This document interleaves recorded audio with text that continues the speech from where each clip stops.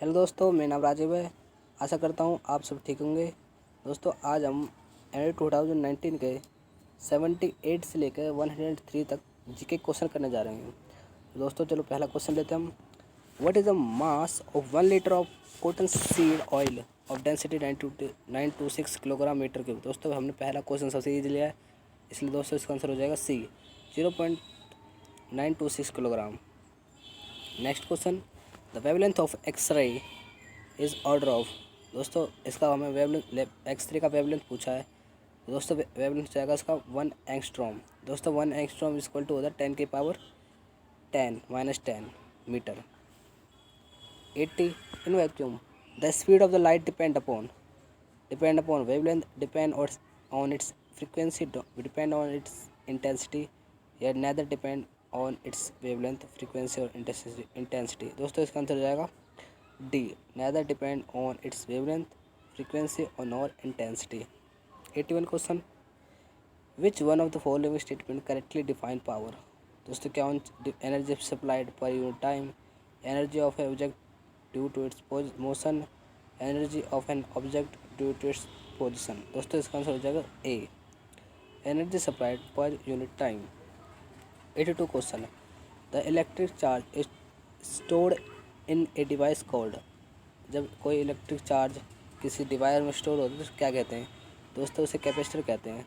दोस्तों कैपेसिटर हमारा यही काम आता है कि जब हम पंखा चालू करते हैं या कोई मोबाइल चालू करते हैं तो हमारे जो पंखा है वो हमारा 30 वाट का होता है, 40 वाट 50 वाट का होता है। मगर जब पंखा को चालू वक्त करने हमें बिजली चाहिए ना, वो कम से कम 150 वाट की चाहिए। तो कैपेसिटर दोस्तों वो इलेक्ट्रिक चार्ज स्टोर करता है। और जब भी हम पंखा फ़ैन ऑन करते हैं ना तो वो झटके से देता है इलेक्ट्रिक चार्ज, जिससे कि हमारा फ़ैन चालू जाता है। तभी दोस्तों झटका हमें महसूस होता है पंखों में। 83 question, consider the following part of spectra. दोस्तों इसमें आपको बताना है वेवलेंथ इंक्रीजेज में अल्ट्रावायलेट। दोस्तों मैं बताना चाहता हूँ अल्ट्रावायलेट की सबसे ज़्यादा वेवलेंथ होती है 83 ए 83 4312, बी 4123, सी 3214, सी 3124। दोस्तों इसका आंसर हो जाएगा D 2134। 84 propagation of light quanta में बी डिस्क्राइब बाय। दोस्तों जो प्रोपोगेशन ऑफ लाइट जो होती है वो किससे हम डिनोट करते हैं, वो करता है फोटोन। और दोस्तों एक बात बता तो फोटोन जो वर्ड है ना, कॉन्सेप्ट, वो सबसे पहले अल्बर्ट आइंस्टीन लाए थे, he is the father of the physics. 85 which one of the following is not electromagnetic nature. दोस्तों A cathode ray, X ray, gamma ray, infrared ray. दोस्तों इसका आंसर जाएगा ए cathode rays.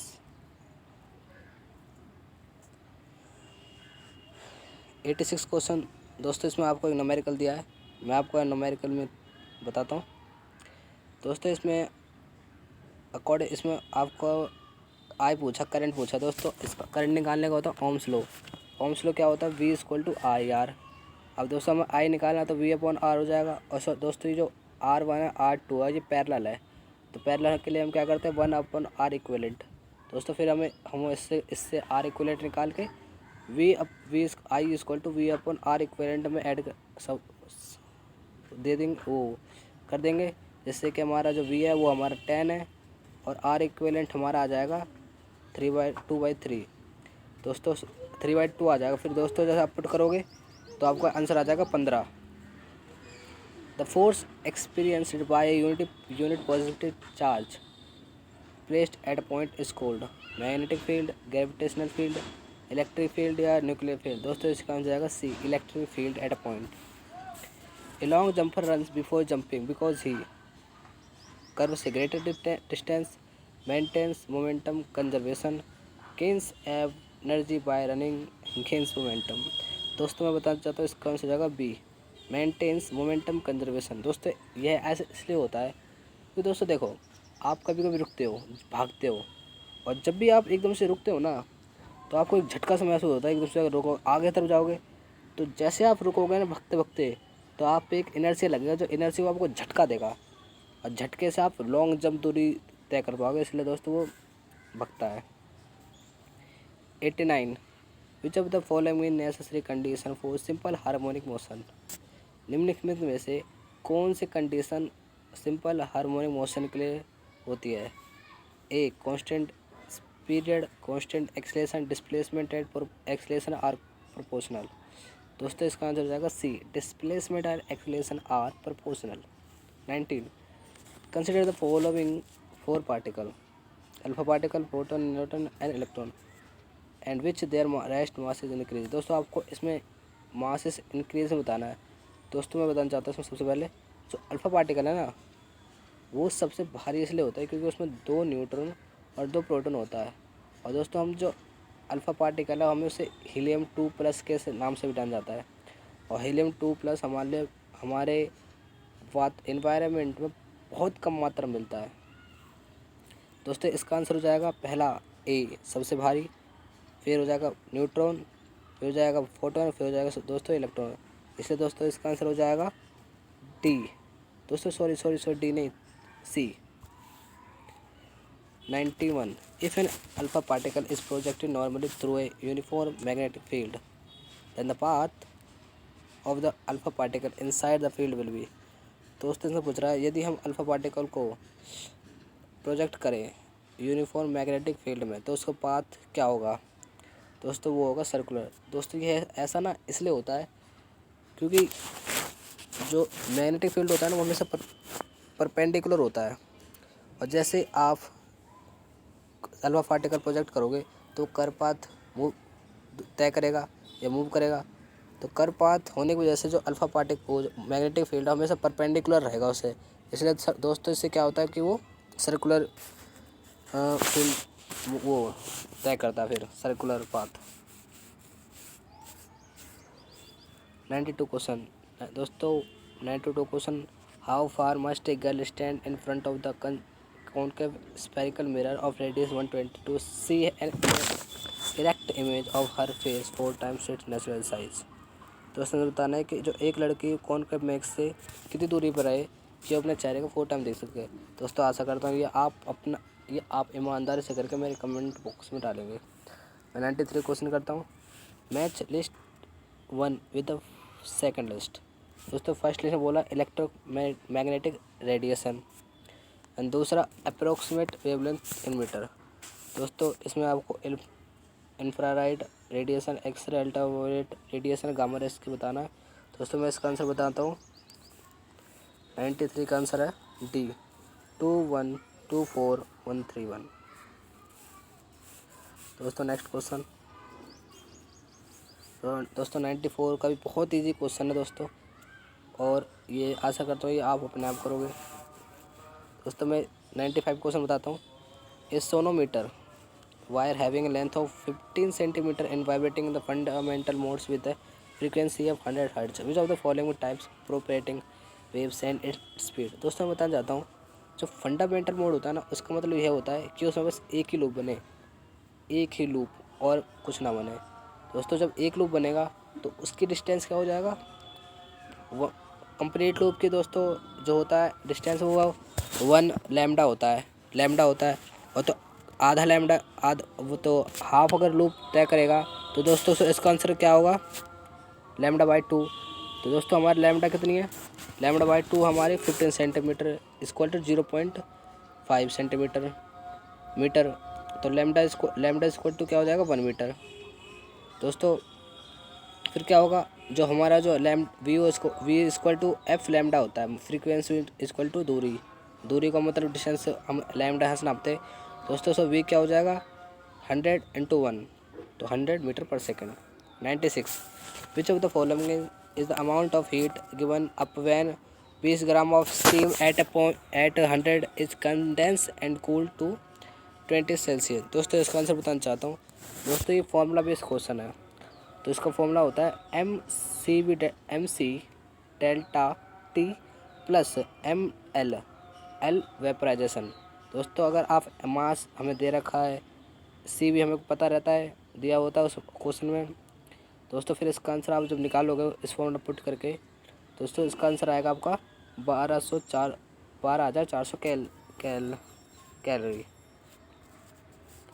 97 question, which of the following is the mode of transfer of heat? The warm material is transferred so as to display a cooler material. दोस्तों conduction, convection, radiation, both conduction, convection. दोस्तों इसका answer है convection. दोस्तों convection में क्या होता है, जैसे हम पानी उबालते हैं तो पानी में जब हम पानी उबालते हैं तो वो उबलता क्यों है कि जो ऊपर वाला पार्टिकल है वो हल्का हो जाता है गर्म होने के कारण। अब वो गर्म होने के कारण हल्का होकर नीचे आ जाता है, तो जैसे नीचे आता है तो नीचे वाला पार्टिकल पानी का ऊपर चला जाता है, इससे ये मूविंग करता रहता है। तो हल्के गर्म से हल्का और हल्के वो ठंडे से गर्म, गर्म से ठंडा। दोस्तों ऐसे चलता रहता है, फिर इसलिए इसे कन्वेक्शन कहते हैं। और दोस्तों कंडक्शन में होता है, कंडक्शन तभी हो पाएगा जब जब वो क्या कहते हैं, डिफरेंस हो हीट में, मतलब बॉडी के टेम्परेचर में डिफरेंस हो तभी हो सकता है। और रेडिएशन, दोस्तों जो रेडिएशन है ये सन है। रेडिएशन को चलने के लिए ना तो किसी फेक मीडियम की जरूरत चाहिए। जो सन है दोस्तों वो उसकी जो लाइट है वो रेडिएशन मान जाती है। 98 question, which of the following statement, consider the following statement, different plant species grow together, light can not penetrate into the lower strata full of undergrowth. Which of the types of vegetation is characterized by the above? Equatorial moist evergreen, tropical deciduous, Mediterranean warm temperate broad leaf deciduous। दोस्तों इसका answer आएगा ए, equatorial most evergreen. दोस्तों ये हम equatorial most evergreen इसलिए इसे कहते हैं क्योंकि इक्वेटर पे होते हैं ये ना, इक्वेटर की तरफ ज़्यादा पाए जाते हैं। और जो दोस्तों ये जो इस तरह के जो वन होते हैं ना, ये Congo basin, south east Asian island में पाए जाते हैं और इंडोनेशिया में पाए जाते हैं। दोस्तों और बताना चाहता हूँ यहाँ पे 80 इंच से भी ज़्यादा वर्षा होती है। और दोस्तों इक्वेटोरियल जो रेन है ना को हम रियल फॉरेस्ट कहते हैं, इक्वेटोरियल रेन फॉरेस्ट को या मोस्ट एवरग्रीन को ही सबसे ज़्यादा हाई रियल फॉरेस्ट कहते हैं। For which of the following is the percentage of reflected amount of the radiation highest. तो इस तरह इसने पूछा है कि ऐसा कौन सा है, कौन से निम्नलिखित में से कौन से ज़्यादा अमाउंट में रेडिएशन रिफ्लेक्ट करते हैं। दोस्तों इसका आंसर आएगा स्नो कवर। दोस्तों स्नो कवर इसलिए क्योंकि वो वाइट होता है। और दोस्तों वाइट जो कोई भी चीज़ है वो लाइट को रिफ्लेक्ट इसलिए करती है क्योंकि दोस्तों वो उस कलर को एब्जॉर्ब नहीं कर सकती। ब्लैक एब्जॉर्ब कर पाती है तो इससे क्या होता है वो जल्दी गर्म हो जाती है, मगर जो वाइट है वो नहीं हो पाती, एब्जॉर्ब नहीं कर पाती कोई कलर को, इसीलिए दोस्तों ये स्नो कवर ज़्यादा होएगा। On planet Earth there is no centrifugal force on at equator, tropic of Cancer, tropical of Capricorn या पोल्स। दोस्तों इसका आंसर हो जाएगा पोल्स। क्योंकि देखो दोस्तों जो अर्थ है वो रोटेट करता है फिक्स एक्सिस पे, और जो डायरेक्शन ऑफ सेंट्रीफ्यूगल फोर्स है वो हमेशा आउट होती है। जैसे आप उसमें नहीं जाते सर्कस में, जब कटोरे में बैठते हो तो घूमते हो तो आपको बाहर की तरफ देखते हो, हम बाहर की तरफ फेंके जा रहे हैं, तो इसलिए हमें वो आउट वे होता है। और जो हमारा जो पोल है ना वो हमारा स्पिन नहीं करता, इसीलिए दोस्तों यहाँ पर जीरो होता है। यदि आप जो कटोरा होता है उस बीच में बैठ जाओगे ना तो आपको कुछ असर नहीं पड़ेगा। Which of the following said the state does not received most of rainfall from SW monsoon during the months of June to September? दोस्तों बता रहे हैं निम्नलिखित में से कौन सा जो ऐसा जो स्टेट है जो रेनफॉल फ्रॉम SW मानसून में रिसीव नहीं कर पाता, प्राप्त नहीं कर पाता। दोस्तों इसका आंसर जाएगा तमिलनाडु एंड जम्मू एंड कश्मीर। क्योंकि दोस्तों जो तमिलनाडु है ना वो वेस्टर्न घाट में स्थित है, इसलिए दोस्तों और से बताना चाहता हूँ दोस्तों तमिलनाडु है ये वेस्टर्न घाट है। और बस दोस्तों तो दोस्तों इसे और बताना चाहता हूँ तो तमिलनाडु में थैंक यू दोस्तों मैं इतना ही बताना चाहता हूँ। 92 question 102 in which one following of the states is percentage of scheduled tribes population to its total population highest. दोस्तों इसका आंसर हो जाएगा मिजोरम। दोस्तों मिजोरम में अब पॉपुलेशन से ज़्यादा ट्राइब्स मतलब अनुसूचित जनजातियों की संख्या 80% है, 80%। और दोस्तों एक और बात जानते तो मिजोरम है वो 20 फरवरी 1987 में बना था। और दोस्तों राजस्थान के बारे में बताना चाहता हूँ। जो राजस्थान है वो भारत का सबसे बड़ा राज्य है एरिया में भी, और जो तटीय क्षेत्र जो लगता है वो इसमें भी। और दोस्तों जो थार रेगिस्तान है वो हमारे भारत के राजस्थान में स्थित है। और दोस्तों 103 जो मैच करना है आपको, match list 1 with a second. दोस्तों जो डोडा बेटा है वो कहाँ पाया जाता है? दोस्तों जो डोडा बेटा है वो तमिलनाडु में पाया जाता है। गुरु शिखर ये राजस्थान में। और दोस्तों जो गुरु शिखर है वो 1722 मीटर लंबा है। और दोस्तों जो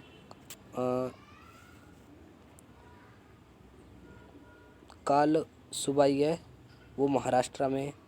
और धूपगर्ग दोस्तों ये है मध्य प्रदेश में। और दोस्तों बताना चाहता हूँ डोडा बेटा के बारे में।